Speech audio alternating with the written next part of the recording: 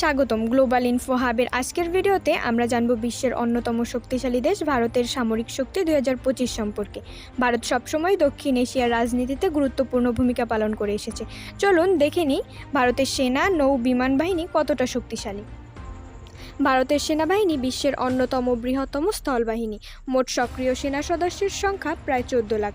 আধুনিক tank, T-19 Bhishma, Arjun mark II missile system, Agni series Prithvi, BrahMos cruise missile.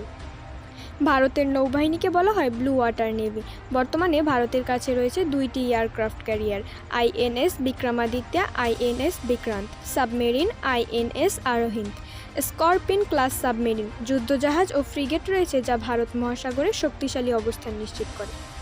ভারতীয় বিমান বাহিনীর মোট সক্রিয় বিমান সংখ্যা প্রায় 2200।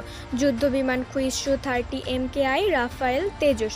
পরিবহন বিমান C-17 Globemaster, C-130J super Hercules. প্রতিরক্ষা missile system S-40 air defence system Russia থেকে সংরক্ষিত।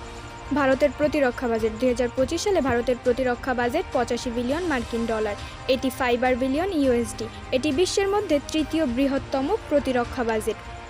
সামরিক শক্তির দিক থেকে ভারত বর্তমানে বিশ্বের চতুর্থ শক্তিশালী দেশ। ভারতের লক্ষ্য আত্মনির্ভর ভারত, অর্থাৎ দেশীয়ভাবে সামরিক সরঞ্জাম তৈরি। ভারত 2025 সালে শুধু দক্ষিণ এশিয়ায় নয় বরং বিশ্বের অন্যতম সামরিক শক্তি হিসেবে নিজেকে প্রতিষ্ঠিত করেছে। সেনা, নৌ, বিমান বাহিনী এই তিনটি ক্ষেত্রেই আধুনিকরণের মাধ্যমে ভারত তার প্রতিরক্ষা ব্যবস্থাকে আরও শক্তিশালী করে। আপনারা ভারতের সামরিক শক্তি নিয়ে কী ভাবছেন মন্তব্য জানাতে ভুলবেন না। এমন আরও ভিডিও পেতে আমাদের চ্যানেলটি সাবস্ক্রাইব করুন।